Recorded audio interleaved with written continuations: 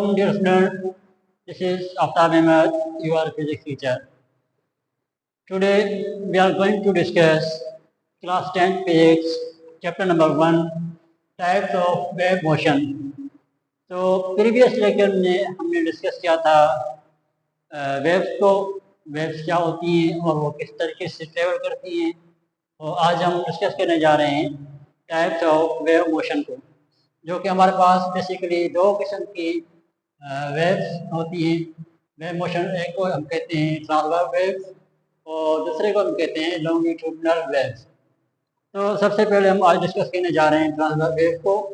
Transverse wave are wave that travel in a direction perpendicular to the direction of wave motion. Okay student, तो अब सबसे पहले के definition में बताया जा रहा है कि ट्रांसवर्स वेव हम उस वेव को कहते हैं जिसमें वेव्स ट्रेवल करते हैं direction perpendicular to the direction of wave motion. ठीक, तो अब हम सबसे पहले के डिस्कस करेंगे कि परपेंडिकुलर का मतलब क्या होता है।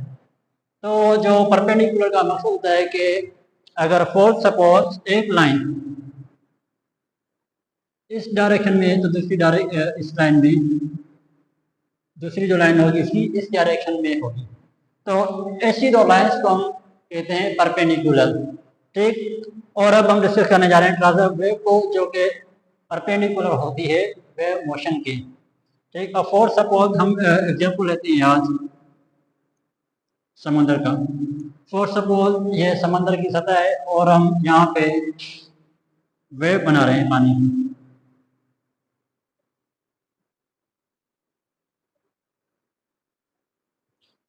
ये हमारी वाटर वेव्स जो कि बनती हुई नजर आ रही है।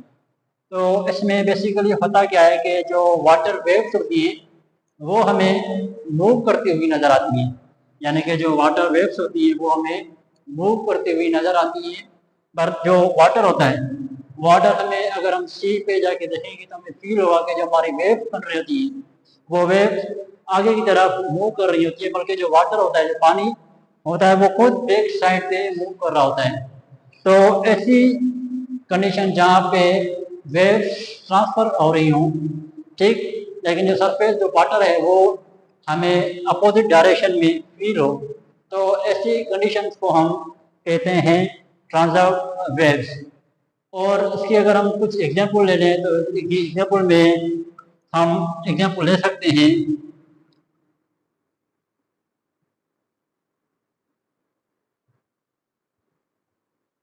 Radio wave,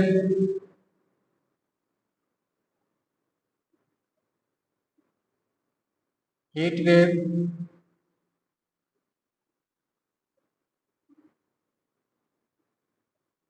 light wave.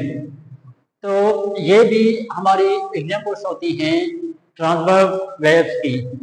ठीक, उसके बाद हम आ जाते हैं एम्पलीट्यूड पे। तो एम्पलीट्यूड बेसिकली होता क्या है, एम्पलीट्यूड की सबसे पहले डेफिनेशन पढ़ते हैं।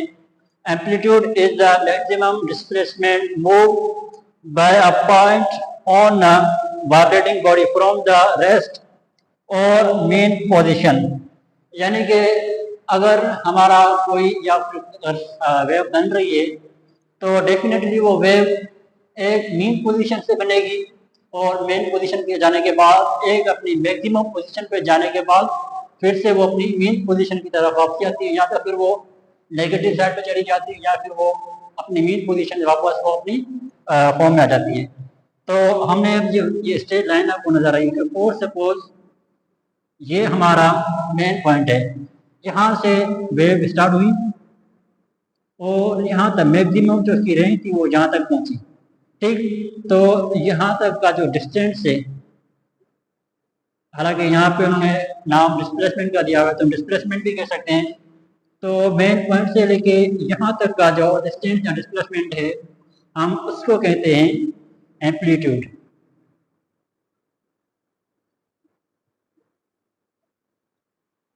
ठीक, तो इसके बाद हम आ जाते हैं क्रस्ट के ऊपर। तो क्रस्ट क्या होता है? ठीक, जो लाजमी हमारी जो वेव्स बन रही होती है तो उसमें क्रस्ट भी बन रहा होता है और ड्रफ्ट भी बन रहा होता है। तो सबसे पहले हम डिस्कस करते हैं क्रस्ट को, क्रस्ट की पोजीशन देखते हैं। द पॉजिटिव और upper part of wave is called crust. यानी कि अगर फोर्स सपोज एक वेव बन रही है, मैंने डायग्राम बनाया हुआ है, आप डायग्राम में देख सकते हैं कि ये वेव बन रही है। यानी कि जो मैक्सिमम पार्ट है या फिर जो अपर पार्ट इस वेव का है, जिसको मैं नोटिस कर रहा हूँ, ये वाला पार्ट, इस पार्ट को हम कहते हैं क्रस्ट। ठीक, यानी कि जहाँ से अगर मैं अपने हाथ से आपको एग्जाम्पल दे सकूँ, तो मैंने जो ये वेव बनाई हुई है, तो ये वेव बन रही है। ठीक है, अब यहाँ से वेव बन के यहाँ तक मैक्सिमम पोजीशन पे आ चुकी है। यहाँ पे मैक्सिमम पोजीशन पे आके फिर वो वापस रिवर्स हो रही है। तो हमारी जो वेव की मैक्सिमम पोजीशन होती है उसको हम बोलते हैं क्रस्ट। ठीक, उसके बाद हम आ जाते हैं ड्रफ के ऊपर। तो ड्रफ हमारा क्या होता है? द नेगेटिव और lower part of wave is called ड्रफ।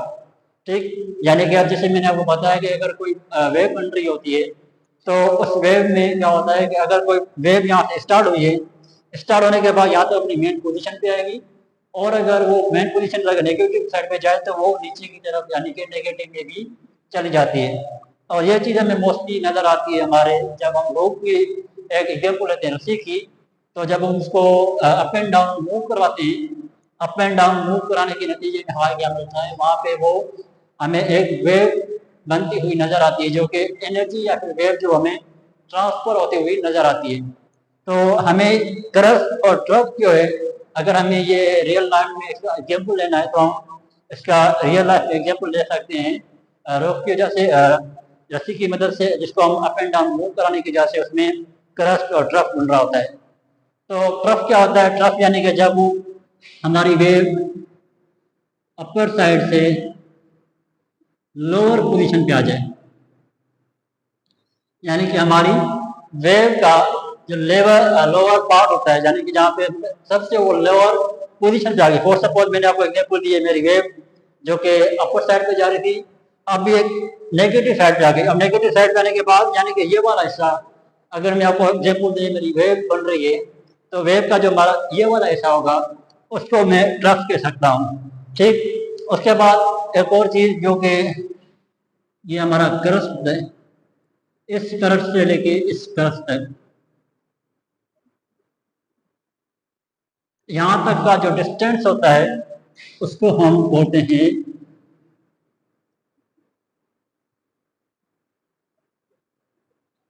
Wavelength, जिसको हम शो करते हैं लैम्डा से।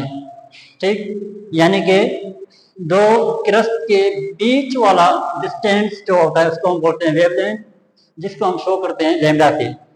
ठीक है, और अब इसके बाद हम आ जाते हैं लॉन्गिट्यूडनल वेव्स के ऊपर। तो लॉन्गिट्यूडनल वेव्स क्या होता है? Longitudinal waves are waves that travels in a direction parallel to the direction of wave motion. ठीक, अब हमने यहाँ पे जब ट्रांसवर्स वेव पढ़ा था, तो हमने इसमें पढ़ा था कि इसमें जो हमारी वेव ट्रेवल करती हैं वो perpendicular to the wave motion होती है। और अब इसमें जो लॉन्गिट्यूडनल में पढ़ते हैं, उसमें हम पढ़ते हैं कि जो हमारी वेव ट्रेवल करती है उनकी जो डायरेक्शन होती है वो पैरेलल होती है, parallel direction to the wave motion. तो सबसे पहले मैं आपको पैरेलल की एग्जांपल दे दूं कि पैरेलल होता क्या है। पैरेलल की मीनिंग होती है कि यानी कि सेम लाइन। ठीक, अगर ये लाइन इस तरीके से जा रही है तो दूसरी लाइन भी इसी तरीके से मूव करेगी, या फिर इस तरीके की लाइंस जो होती हैं उन लाइंस को हम बोलते हैं पैरेलल लाइंस। ठीक, अब हम यहाँ पे लॉन्गिट्यूडनल वेव्स में एग्जांपल लेते हैं अपने एक स्प्रिंग का। अगर फॉर सपोज मेरा ये स्प्रिंग है, मैं इसको कंप्रेस कर दूं, यानी कि इसको छोटा कर दूं, जब मैं इसके ऊपर फोर्स लगाऊंगा ये कंप्रेस हो जाएगा। तो कंप्रेस होने के बाद वो बिल्कुल छोटा हो जाएगा। ठीक, छोटे होने के बाद जब मैं इसको छोड़ूंगा तो वो यानी कि वो पूरा स्ट्रेच हो जाएगा, वापस ओपन हो जाएगा, खुल हो जाएगा। तो जो खुद मूव कर रहा होगा वो मूव इस तरफ कर रहा होगा, और जो हमारी मोशन होगी वेव की वो भी इसी साइड में बन रही होगी। तो ऐसे किस्म के जो हमारे मेथड होते हैं, या जो हमारी वेव बन रही थी हमारे स्प्रिंग में, उसको हम कहते हैं लॉन्गिट्यूडनल वेव। ठीक, उसके बाद हम आ जाते हैं कंप्रेशन के ऊपर। ठीक है, तो कंप्रेशन क्या होता है? where the spring is compressed is called compression. अब फॉर सपोज मैं इस स्प्रिंग को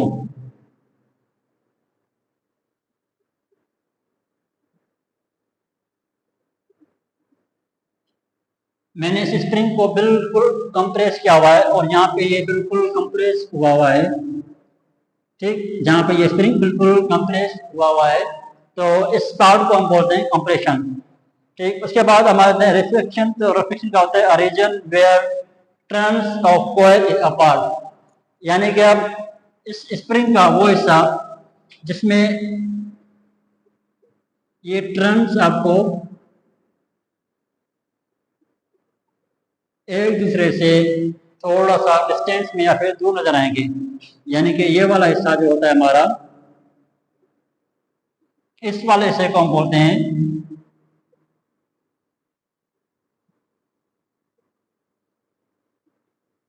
रिफ्लेक्शन और इस वाले हिस्से को हम बोलते हैं